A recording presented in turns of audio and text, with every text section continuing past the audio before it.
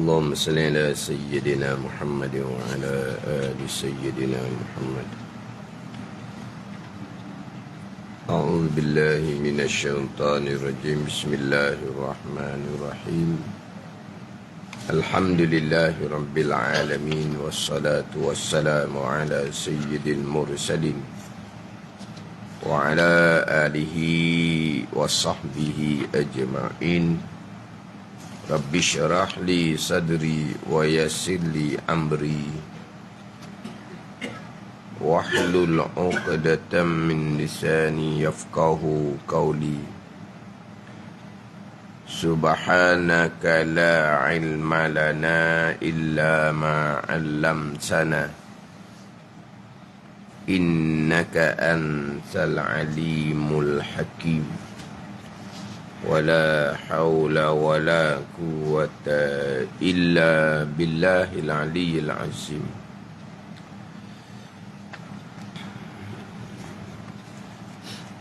Kitab Hidayatus Salikin, muka surat 42. Surat 42 baris yang kelima daripada bawah.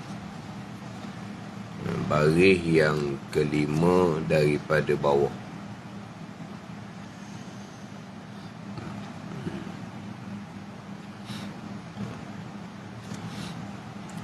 Qala al-muallifu rahimahullahu ta'ala wa nafa'ana bi'ulumihi amin. Dan engkau dirikan betismu, dan engkau dirikan betismu itu sekira-kira sama rata belakangmu dan lehermu dan kepalamu seperti papan yang satu, kas-safihatil wahidah. Dan engkau renggangkan kedua sikumu daripada dua lambung. Tetapi jika ada yang sembahyang itu perempuan, maka sunat dihimpunkan setengah anggotanya itu kepada setengah. Dan engkau dirikan kedua betismu. Engkau dirikan kedua betismu ketika rokok. Ketika rokok, lutut tu ditegakkan. Bukan awak kendor lutut tu. Kita kadang-kadang nampak orang awak kendor lutut tu orang kurang sihat sikit. Dia rokok perlahan-perlahan, dia punya betis dia tu agak kendor. Tu orang yang tak berapa sihat lah tu. Dia tak pergagah mana, berlakulah seumpama tu. Yang mana biasanya kita ni kalau rokok memang betis kita didirikan tegak, straight betis tu. Tapi kalau orang yang tak berapa nak tu, dia rokok pun perlahan-perlahan, tu biasanya betis tu agak longgar, bukan didirikan. Tu tak ada masalah lah tu, sebab tu dia kena diuzur. Mana masa rokok, betis tu didirikan. Tangan, kedua tapak tangan diletak atas dua lutut. Dan engkau dirikan kedua betismu sekira-kira sama rata belakangmu dan lehermu dan kepalamu seperti papan yang satu. Ini bicara adab solat. Bicara adab ketika solat. Yang mana ketika rokok, untuk terhasil rukun rokok, tunduk ke hadapan, sekira-kira dihulurkan tangan, tapak tangan sampai kepada lutut. Barulah terhasil sekurang-kurang rokok. Dia tunduk ke hadapan tak banyak mana. Ini bagi orang yang sehat. Orang yang uzur, tunduk ke hadapan pada masa rokok sekuasa dia lah. Ini bagi orang sehat. Tunduk ke hadapan, Tapi agak tinggi ke atas dia punya tubuh dia. Sekira-kira kalau hulu dia punya tangan hanya di hujung jari sahaja, bukan di tapak tangan, hanya di jari sahaja sampai kepada lutut, maka belum terhasil lagi rukun rokok. Sebab ada juga orang yang tak tahulah, kalau di uzur tak ada masalah, tapi ada orang yang tak uzur kalau tengok pada zahir lah, tapi tunduk rokok tu sedikit sangat je. Mana kalau dalam satu sah tu nampak, hak lain tunduk comel je ke bawah, di seorang tu congek ke atas. Tapi kita yang tengok ni kok, kita letak kepada dia uzur lah. Kita letak pada dia uzur. Tapi kalau dia tidak uzur, tunduk seumpama tu congek ke atas kita panggil. Tak ada, dia dalam sah tu kan kita boleh nampak kan, semua rokok comel belaka. Tiba-tiba ada seorang tu gitu, ada ni agak menegak ke atas. Tapi kita orang tengok ni kita akan kata dia uzur. Tapi kalau dia tak uzur, mana dia agak ke atas seumpama tu, kalau hulu tangan dia tu siapa dok ni, tapak tangan ni kepada kepala lutut dia, tak siapa jari je, siapa jari je benda ni kepada kepala lutut tu, siapa dua jari sahaja, maka tidak sah lagi rukun rokok dia. Ditunduk ke bawah dah, tapi tidak sebagaimana hak ramai-ramai ni, dia agak terangkat sedikit. Tapi kalau hulu tangan memang sampai dia punya tapak tangan kepada lutut, terhasil dah rukun rokok, tetapi hukumnya makruh. Yang hak nak comelnya sekira-kira sama rata belakangmu dan lehermu dan kepalamu seperti papang yang satu. Itu sunat hai'ah. Sunat hai'ah, rokok tu biar sama, dia punya belakang, leher dan kepala. Dia panggil kasafihatil wahidah, seperti papang yang sekeping. Papang sekeping. Kenapa? Lilittiba', kerana ikut rokok Nabi sallallahu alaihi wasallam. Ikut rokok Nabi sallallahu alaihi wasallam. Nabi rokok belakang, tengkok, kepala, ni. Kemudian kepala tu jangan congek lah. Ada juga yang kepala congek, dia naik ke atas kepala dia, belakang, tengkok, straight gitu, tapi kepala dia angkat ke atas, kerana dia kata mata nak tengok tempat sujud. Mata nak tengok tempat sujud, maka dia pun angkat kepala sedikit. Dia angkat kepala sedikit. Dia masa rokok, mata tengok ke mana? Mazhab Syafi'i tengok tempat sujud, mazhab Hanafi tengok antara dua kaki. Mata pada masa rokok. Mazhab Syafi'i tengok tempat sujud, mazhab Hanafi tengok antara dua kaki. Tengok tempat sujud yang disunatkan tengok. Tempat sujud yang disunatkan tengok ni bukan tempat sujud tu di tempat sujud sebenar depan, bukan. Tempat sujud adalah di bawah. Ada ni, dia kalau tempat sujud yang sebenar memang di hadapan. Kita sujud, di mana kita letak dahi? Di hadapan. Tetapi tempat sujud, tempat sujud yang sunat ditengok pada masa rokok adalah di latar bawah tu, bukan di tempat sujud yang sebenar. Tapi dia panggil tempat sujud lah. Dia bukan ginilah, lebih kurang bicara orang sembahyang duduk. Orang sembahyang duduk, Rokok orang semai duduk ni, sekurang-kurang rokok orang semai duduk ni tunduk tubuh ke hadapan, membetuli dahinya akan hadapan lutut. Orang semai duduk, sekurang-kurang rokok diangkat tubuh dia ke hadapan, sekurang-kurang rokok ni membetuli dahi akan hadapan lutut. Congek ke depan. Tapi yang akmal ketika rokok semai duduk, membetuli dahi akan tempat sujud. Mana tempat sujud? Sekarang ni kita nak faham tempat sujud. Tempat sujud betul, tempat budahi tu lah. Tu tempat sujud betul. Lepas tu jadi dia rokok tu, kepala dia dicongek angkat sedikit, mata nak tempat sujud. Dia tempat sujud di bawah. Tu saya contoh dengan orang semai duduk.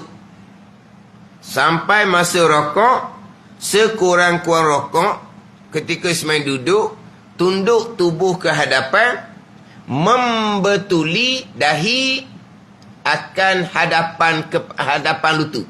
Membetuli ni faham membetuli? Bukan dahi gigi letak di kepala lutut. Ni sebut soal membetuli ni. Ayat membetuli. Angkat tangan tu lah. Membetuli tapak akan bahu. Membetuli jari akan telinga. Membetuli gigi. Pegang sini. Membetuli bukan pegang. Acak kali ni sebut ayat membetuli. Hazwa. Membetuli. Dia membetuli telinga, dia pegang telinga. Membetuli. Dia mai duduk rokok ni, dia tunduk tubuh ke hadapan, membetuli dahi dia dengan akan hadapan lutut. Membetuli. Bukan dahi dia letak di hadapan lutut. Bukan. Membetuli. Memang kita faham ayat membetuli. Tapi kita kata membetuli. Hadis sebut membetuli. Jari membetuli telinga. Tiba-tiba dia ambil jari, pegang telinga masa angkat tangan. Patutlah kita ni sebagai tempat rujukan. Kita sebut lain, dia ajar lain. Mana ajar tak betul lah tu. Kita kata macam mana? Pegang telinga. Tidak. Kita sebut membetuli telinga. Lepas tu kenapa kamu pegang? Pada ni salah lah tu. Membetuli. Jadi sekurang-kurang rokok, semayang duduk, tunduk ke hadapan, membetuli dahi akan hadapan lutut dia. Seakmal, secomel-comel, sesempurna rokok, ketika solat duduk, membetuli dahi akan tempat sujud. Macam mana tunduk ke hadapan, rokok semayang duduk, membetuli dahi akan tempat sujud. Macam mana? Tempat sujud tu depan tu. Lepas tu nak membetuli dahi ni akan tempat sujud hadapan. Merangkaklah kitanya. Ada situ. Kita semayang duduk sampai masa rokok. Kita pun tunduk tubuh ke hadapan. Akmalnya, yang sempurnanya, membetuli jabahah kita, dahi kita akan tempat sujud. Tunduk banyak ke depan ni, jangan tunduk sikit. Tunduk sedikit, membetuli dahi akan hadapan lutut. Sekurang-kurang rokok semai duduk. Banyak sikit lagi, banyak sikit lagi. Banyak sikit lagi. Angkat tubuh biar membetuli dahi akan tempat sujud. Nak separaskan dahi akan tempat sujud. Mana tempat sujud? Depan tempat sujud. Lepas tu nak macam mana? Mana merangkak ada? Tubuh ke depan.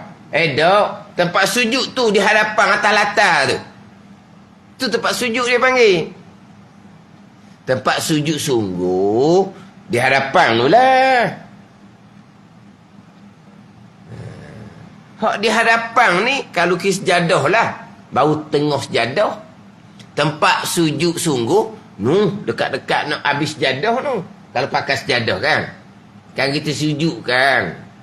Kan dekat-dekat dengan hujung sejadah. Dahi kita letak. Situ tempat sujud. Lepas tu kita nak membetuli dahi di hadapan sejadah. Lepas tu kata kena merangkak. Dan mana tempat sujud? Tengah sejadah tu atas latar tu tempat sujud. Jadi tengah. Tempat sujud sungguh, di hadapan sejadah.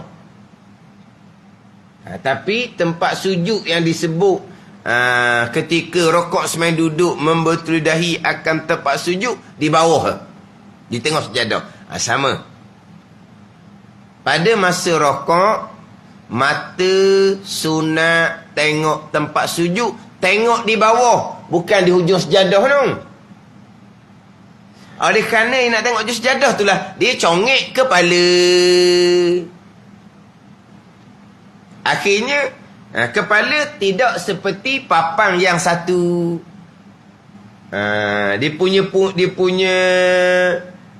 belakang dia, leher dia, straight tu macam papan skeping. Congek dah dahinya. Congek dah kepala dia. Kerana nak tengok tempat sujud. Aisyah radhiyallahu anha menceritakan, Nabi SAW ketika rokok, Nabi tidak angkat kepala. Dan Nabi tidak jatuhkan kepala. Akan tetapi kepala Nabi ni, di pertengahan. Nabi masa rokok, kata Aisyah radhiyallahu anha, Nabi rokok, Nabi tak congek kepala. Nabi SAW iza raka'a lam yarfa' ra'sahu. Aisyah kata, Nabi SAW ketika rokok, Nabi tidak angkat kepala. Dan Nabi tidak jatuhkan kepala. Tapi kepala Nabi pertengahan antara angkat dan jatuh. Straight gitulah. Jadi oleh kerana dia salah faham, nak tengok tempat sujud di hadapan sejadah tu, dia pun angkat kepala. Jadi belakang tengkok dengan kepala tak akan jadi macam papang sekeping, sebab kepala jadi congek. Hak ittiba ikut Nabi rokoknya, belakang tengkok kepala macam papang sekeping.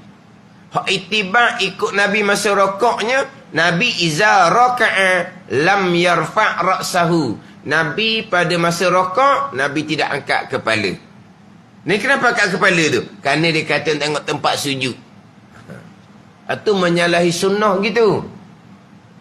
Dah kan tengok tempat sujud, di atas latar tu tempat sujud. Kalau mazhab Hanafi, bukan di atas latar tu. Tengok di antara dua kaki. Ke belakang sikit lah mata tu. Mazhab Hanafi, masa rokok, mata tu dia agak tunduk ke belakang. Mata tengok ke belakang. Tengok antara dua kaki. Ke belakang sikit. Kita mazhab Syafi'i tidak. Tengok di tengah tu. Itu dia panggil tempat sujud. Yang mana mata masa rokok disunatkan tengok tempat sujud di bawah. Ada pula saya pernah dengar orang ajar, mula-mula dia kata tengok bawah dulu. Rokok separuh jalan, akak kepala, tengok kat sujud pulak dia kata. Dia bagi dua. Ada, dia rokok mula-mula, belakang, tengkok, kepala, seperti papang yang satu. Siapa pertengahan rokok, dia kata angkat kepala pula. Nak tengok tempat sujud dia kata. Ada. Mata tengok tempat sujud adalah di latar bawah tu. Di latar bawah. Orang tak angkat kepala. Orang tidak angkat kepala ketika rokok. Dia kalau kita boleh nampak kok, kalau pakai songkok lah. Pakai songkok kita nampak lah songkok dia duduk macam mana. Tu. Kan songkok dia 4 persegi kan. Kalau dia angkat kepala, songkok tu akan jadi naik ke atas. Anak ni macam 4 persegi ni. Belakang, tengkok, kepala ni. Macam papang sekeping. Itu hak sunnah. Itu adab ketika rokok.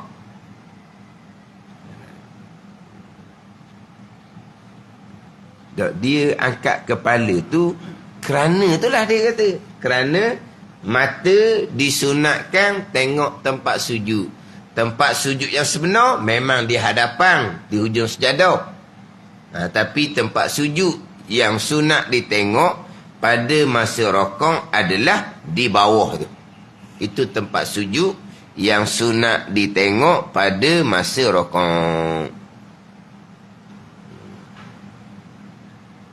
Oleh kerana salah faham, nak tengok tempat sujud asal sebenar, akhirnya dia angkat kepala. Nabi tidak angkat kepala pada masa Nabi rokok, dan Nabi tidak jatuhkan kepala.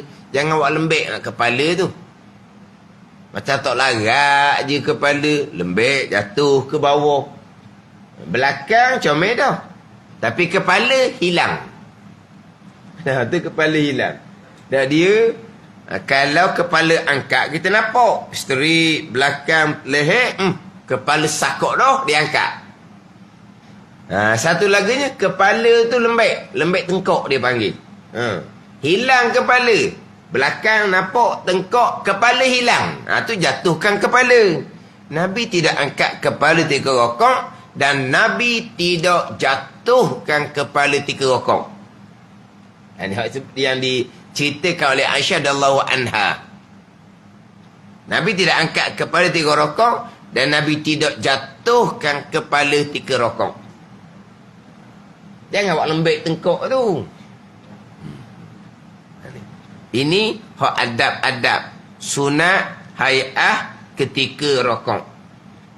Terhasil sekongkong rakaat, tunduk ke hadapan, hulur tangan, tapuk tangan sampai pelutut, itu sekongkong rakaat. Rakaat yang sempurna, dia kena tunduk biar jadi tunduk betul-betul. Sebut mengulpah tu lah 90 darjah tu. Tapi bukan 90 darjah. Sebab kita kaki ni akan, punggung akan ke belakang 90 darjah ni. Gini. Tak ada rokok gini. Kaki dengan punggung pasti ke belakang. Gini. Atau panggil berapa tu? 80 darjah. Berapa? Tapi naknya belakang, tengkok dan kepala biar betul-betul seperti papan yang satu. Kasafihatil wahidah. Kemudian tangan letak atas kepala lutut. Tangan letak atas kepala lutut. Bukan tangan dipegang belakang lutut. Lah ni. Tangan letak atas kepala lutut dalam keadaan jari diceraikan sedikit. Jari diceraikan sedikit. Cerai yang sedikit jari tu. Jadi mana tangan tu masih lagi terus ke hadapan. Tangan tu masih lagi terus ke hadapan. Faham tak ni? Bukan kata pegang belakang kepala lutut, bukan. Letak tangan atas kepala lutut dalam keadaan jari tu diceraikan. Cerai tafriqan wasata dia panggil. Cerai yang pertengahan. Cerai yang pertengahan. Dengan bahawa jari itu masih lagi terus ke bawah seperti menghadap kiblat. Kalau dia lutut, dia cerai jari, maknanya contohlah ibu jari dengan jari kelingking sudah menghadap ke utara selatan lah jadinya. Dia nak jari ni betul-betul terus ke bawah, maknanya seperti masih lagi menghadap kiblat ketika letak atas kepala lutut. Tapi kalau direnggangkan, berarti ibu jari dengan kelingking sama utara dan selatan lah tau. Utara selatan. Sudah tidak menghadap kiblat. Jadi letak cerai yang sedikit atas lutut. Letak gitu je. Ketika sujud, jari dirapatkan atas lantai. Ketika duduk antara sujud, jari dirapatkan ketika letak di hujung lutut. Kita ketika sujud, jari dirapatkan ketika letak atas lantai. Ketika letak atas peha, ketika duduk antara sujud, jari dirapatkan.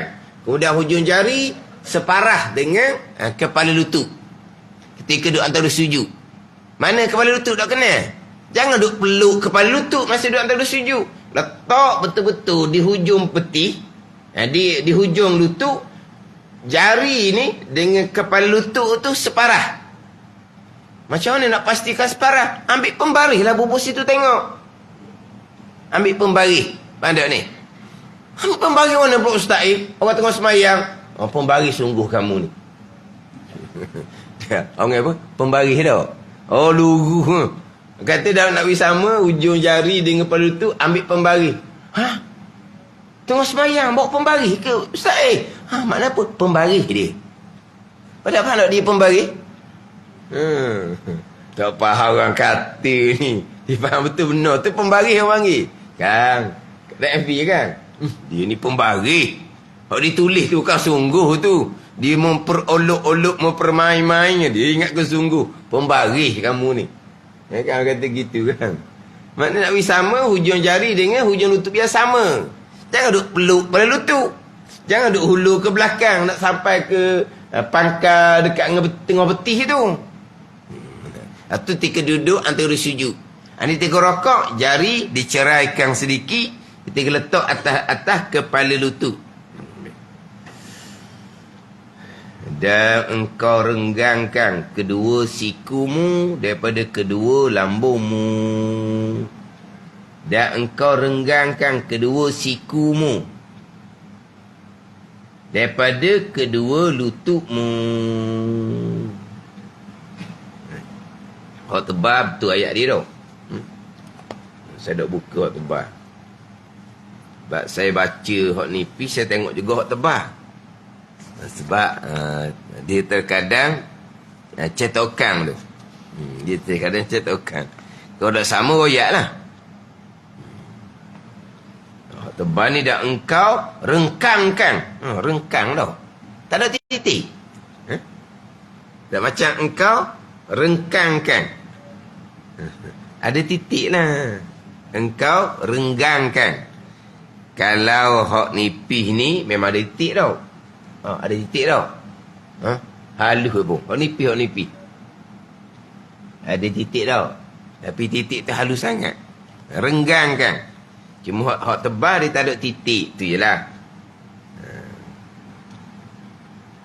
Jadi hak ni cetokan belaka lah ni. Ni kalau kurang, tu kurang pada cetokan. Dan engkau renggangkan. Kedua sikumu daripada kedua lambungmu. Kedua lambung ni ni lambung ni lah lambung. Pandai ni. Sisi apa panggil? Kita lambung ni lambung. Lambung. Dah. Kita lambung budak tu lah. Kan dia lambung budak. Lambung ke tau? Hak harga naik tu melambung ke tau? Harga barang naik tu melambung ke tau? Melambung banyak makna tu. Lambung ni lambung ni. Apa? Sisi apa?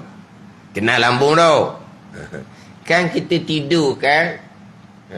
Ataupun kita letak mayat dalam kubur kan?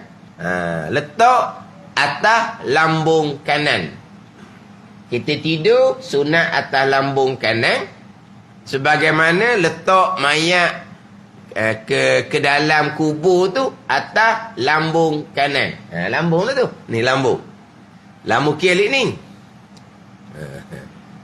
Kenapa? Letak atas lambung kanan. Jadi sunat renggangkan kedua sikumu daripada kedua lambungmu. Mana siku jangan rapat kepada lambung. Tetapi jika ada yang semacam itu perempuan, maka iaitu perempuan sunat dihimpunkan setengah anggotanya itu kepada setengahnya. Yang lelaki ketika rokok, siku disunatkan renggang daripada lambung. Orang perempuan disunatkan himpun. Orang perempuan disunatkan himpun ni bukan siapa ke depek rapat, akhirnya belakang jatuh ke bawah. Bukan. Dia kata himpun di sini dengan bahawa siku perempuan tu rapat sedikit nak banding dengan siku orang lelaki. Sama dengan bicara ketika sujud. Sama juga. Orang perempuan ni ketika sujud sunat dirapatkan tubuh dia sedikit. Bukan sampai ke siku letak atas lutut. Ada perempuan sembahyang, dia sujud. Masa sujud, dia letak siku di atas kepala lutut. Dia nak rapak, dia kata. Bukan rapak gitu. Cuma rapatkan sedikit nak banding dengan orang lelaki. Orang lelaki masa rokok, renggangkan siku daripada lambung. Pada masa sujud, renggangkan siku daripada tubuh. Orang perempuan, rapatkan sedikit. Ini pun mazhab Syafi'i. Mazhab yang lain, tidak ada perbezaan antara rokok, sujud, lelaki dan perempuan. Tidak ada perbezaan. Lepas tu ingat pelik lah. Dia kata dia pergi Mekah, dia tengok perempuan-perempuan Arab, dia kata semayang macam lelaki, dia kata. Sebab mazhab mereka tidak ada beza antara solat lelaki dengan solat perempuan. Tak ada beza. Mazhab Syafi'i ada beza. Masa angkat tangan nak semayang tu sama juga, lelaki buka, perempuan rapat sikit. Itu mazhab Syafi'i.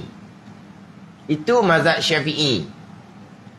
Ada tajuk perbezaan antara solat lelaki dan solat perempuan. Ada tajuk dia dalam mazhab Syafi'i kita.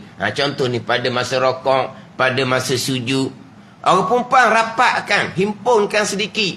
Bukan sampai rokok, dia rokok ni apa? Kelok tubuh. Lepas tu belakang dia macam mana? Belakang macam mana? Belakang akan jatuh ke bawah. Boleh tengok perempuan semayang. Ramai perempuan semayang gitu.